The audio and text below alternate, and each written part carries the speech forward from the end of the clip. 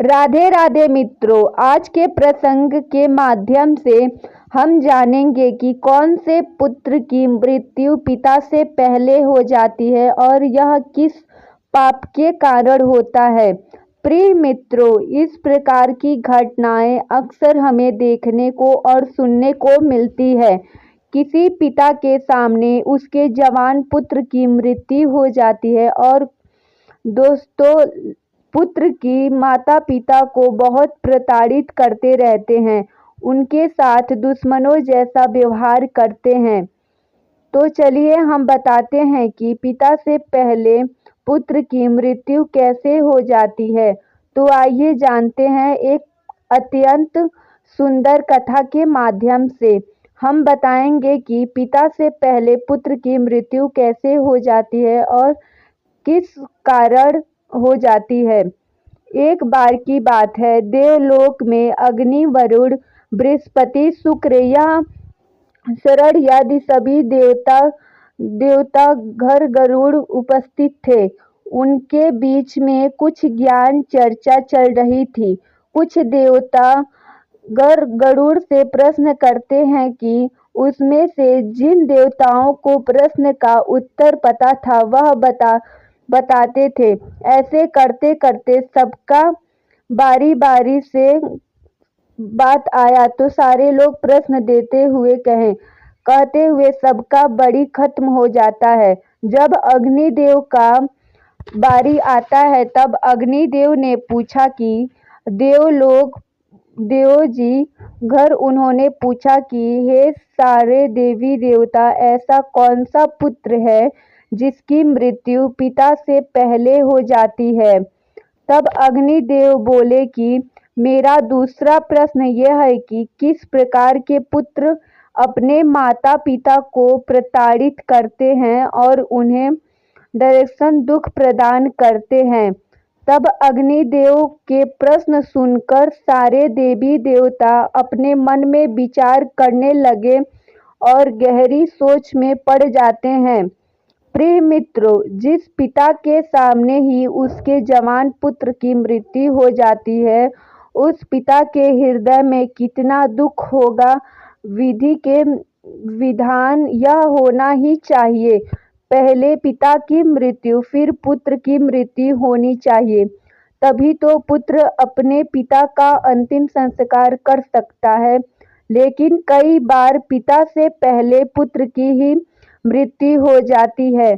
उन पिता के उन हाथों से ही दाह संस्कार करना पड़ता है जो बचपन में उन्होंने अपने हाथों से वह अपने पुत्र को पाल पोस कर इतना बड़ा किया है। इस प्रकार एक पिता के जीवित रहते हुए भी वह मृत्यु के समान हो जाता है। प्रिय मित्रों, कुछ लोग अपने माता पिता के साथ शत्रु जैसा व्यवहार करते हैं। तो फिर अग्निदेव ने दूसरा प्रश्न किया कि किस प्रकार के पुत्र अपने माता पिता के साथ दुष्ट व्यवहार करते हैं। यह प्रश्न सुनकर सारे देवी देवताएं चुप रह गए। फिर देवी देवता कहते हैं कि बहुत अच्छा है, यह विचार सारे लोगों को सुनना चाहिए।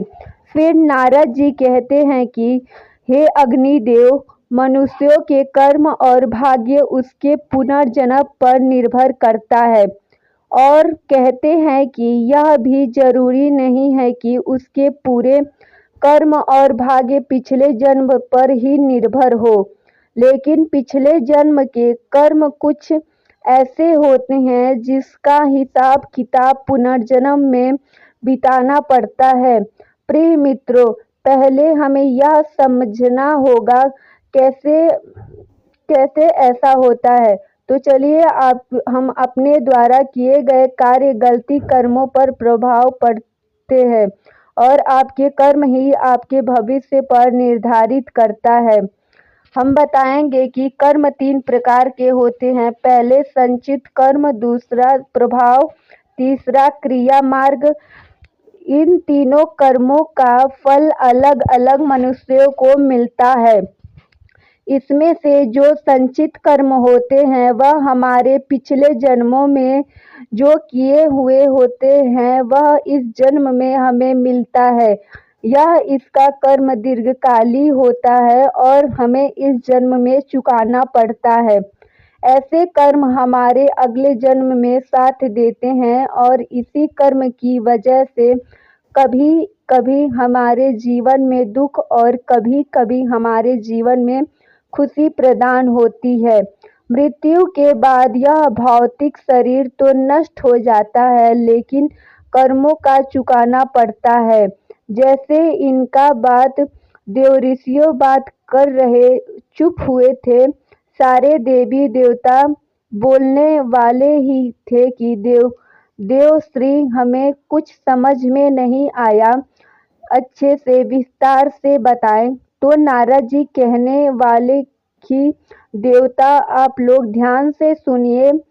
फिर नारद जी बोले कि मैं आप लोगों को एक अद्भुत कहानी बताने जा रहा हूँ। इस कथा के माध्यम से आप लोगों को यह मालूम हो जाएगा कि पुत्र की मृत्यु पिता से पहले क्यों हो जाती है और कौन से पुत्र अपने माता पिता को प्रताड़ित करते हैं।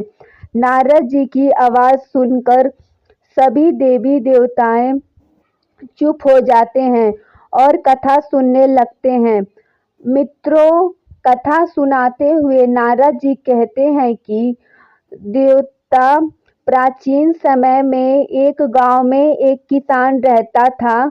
उसका परिवार में एक पत्नी और एक लड़का था और लड़के का नाम अनिल था। कुछ समय बाद उसकी पत्नी की मृत्यु हो जाती है। जिस वर्ष उसकी पत्नी की मृत्यु हुई थी उस समय उसके पुत्र की आयु 5 वर्ष थी। कुछ समय बाद दूसरा विवाह कर लिया। दूसरी पत्नी ने उसको एक पुत्र प्राप्त हुआ। संयुक्त वर्ष किसी दूसरी पत्नी का भी मृत्यु हो जाता है। अपनी पत्नी की मृत्यु के बाद किसान बहुत ही दुखी हो जाता है। फिर अपनी पत्नी का बहुत विधि विधान से अंतिम संस्कार करता है। उसके बाद वह घर आ जाता है और अपने दोनों बच्चों के साथ जीवन व्यतीत करने लगता है। धीरे धीरे समय बीतता गया। किसान का पहला लड़का शादी की योग्य हो जाता है। किसान एक अच्छी सी कन्या देखकर अपने बड़े लड़के का शादी कर देता है।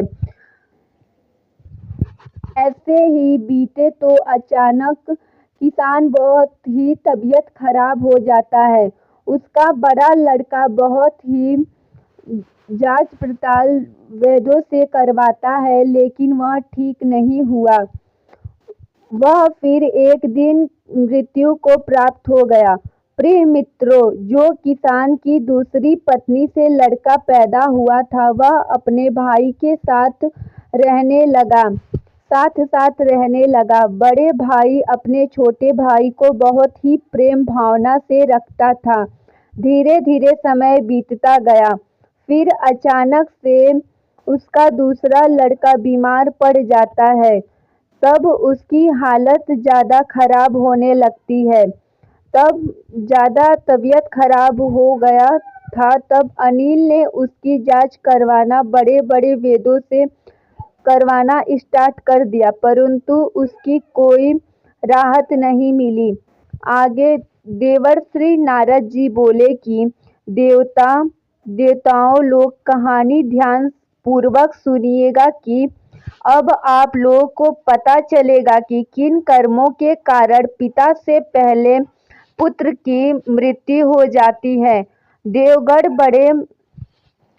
फिर बोले कि देवगढ़ बड़े भाई अनिल कई वेदों से अपने छोटे भाई का इलाज करवाया लेकिन उसकी हालत में कोई सुधार नहीं हुआ। इधर उधर छोटे भाई की तबीयत दिन पर दिन बिगड़ती जा रही थी। उसके इलाज में काफ़ी पैसे खर्च हो चुके थे। इलाज करवाते करवाते बड़ा भाई अब थक चुका था। एक दिन बड़े भाई ने अपने पत्नी से सलाह लिया कि अगर मेरा छोटा भाई जो सौतेली माँ से उत्पन्न है, अगर वह मर जाए तब हमें इसके इलाज के लिए पैसा खर्च नहीं करना पड़ेगा और जो जायदाद में भी हमें आधा हिस्सा नहीं देना पड़ेगा। इसके हिस्से के सारे जमीन जायदाद अपने नाम हो जाएंगी। प्रिय मित्रों, फिर उसके पत्नी बोली कि हाँ, आप सही बोल रहे हैं, सच में ऐसा कर देंगे तो किसी को पता भी नहीं चलेगा यह कैसे मरा है और गांव वाले जानेंगे कि इसकी तबीयत खराब होने के कारण इसकी मृत्यु हो गई है। तब किसान का बड़ा लड़का अपने पत्नी की बात मानकर वैद्य जी को बुलाने गया। वैद्य जी से यह सारी घटनाओं का वर्णन किया तो वैद्य जी तैयार नहीं थे ऐसा करने के लिए, लेकिन किसान का बड़ा पुत्र पैसे की लालच देकर वैद्य जी को घर बुलवाया और वैद्य जी उसके छोटे भाई को जहर की दवा देकर चले गए। कुछ दिन बाद उसकी वहीं पे मृत्यु हो जाती है। मृत्यु होने के बाद बहुत दुखी मन से वह दाह संस्कार करता है और सारे रिश्तेदार गांव वाले पूछते हैं कि बेचारा इसका बड़ा भाई कितना अच्छा है, अपने छोटे भाई का ख्याल रखता था और दाह संस्कार भी इतने अच्छे से कर दिया। कुछ समय ऐसा बीता। कुछ समय बीतने के बाद अनिल का एक पुत्र हुआ। पुत्र कुछ दिन बाद सयान हो गया। सयान होने के बाद उसका शादी हुआ। शादी होने के बाद उसका भी एक पुत्र हुआ। पुत्र कुछ टाइम तक अच्छे से था, लेकिन कुछ टाइम होने के बाद उसका बहुत ज़्यादा तबीयत खराब हो गया। तबीयत खराब होने के कारण वह चल फिर नहीं सकता था। उसका उसका बाप बहुत ही दवाई करवाया, लेकिन दवा ठीक से काम नहीं कर रहा था। वैद्य जी बुलवाए, आधे से ज़्यादा उसका पैसा उसी में खर्च हो गया था, लेकिन फिर भी यह मानने को तैयार नहीं था कि मेरा लड़का ठीक नहीं होगा। कुछ टाइम में ऐसे चला, वह बहुत गरीब होता जा रहा था अपने पुत्र के दवा करवाते दवा करवाने के बाद जब एक दिन बहुत ज़्यादा उसके पुत्र का तबीयत खराब हो जाता है तो वह लड़का बोलता है कि भाई, आपने ऐसा क्यों किया मेरे साथ। तो वह भौचक्के से रह जाता है और बोलता है कि मैंने क्या किया। तब वह बोलता है कि मैं पुनर्जन्म में आपका भाई था। आपने जायदाद के लिए मुझे वैद्य से जहर दिलवाकर मार डाला और गांव और रिश्तेदारों को यह बता दिया कि मेरी मेरी मृत्यु तबीयत खराब होने के कारण हुई है। यह जानने के बाद वह भौचक्के से रह गया कि ऐसा कैसे हो सकता है। वह मानने को तैयार नहीं था कि यह पुनर्जन्म में मेरा भाई था। यह सोचने के बाद वह बोला कि भाई, बस मेरी एक ही तमन्ना है कि मेरी एक ही रीढ़ आपके पास रह जाती है कि जो मेरा दाह संस्कार किए हैं फिर कर देंगे तो मेरा आधा जो हिस्सा बचा हुआ होगा वह भी मेरे पास मिल जाएगा। ऐसा कहते ही वह मृत्यु को प्राप्त हो गया। तब अनिल बहुत ही रोया, फिर अपने कर्मों पर पछताता। लेकिन वह कहते हैं ना, जो कर दिए वह फिर ठीक नहीं हो सकता। ऐसा ही उसके साथ दुर्घटनाएं घटित थी। ऐसा होने के बाद फिर भी वह रुआ। कुछ देर बाद उसका दाह संस्कार विधि विधान से किया और उससे वह क्षमा मांगा। प्रिय मित्रों, अगर आप लोगों को यह कहानी अच्छी लगी होगी तो आप लोग हमारे चैनल को लाइक और सब्सक्राइब कर दें। प्रिय मित्रों, हमें आप लोग क्षमा कर दीजिएगा क्योंकि मैंने बोलने में बहुत ही त्रुटि किया है।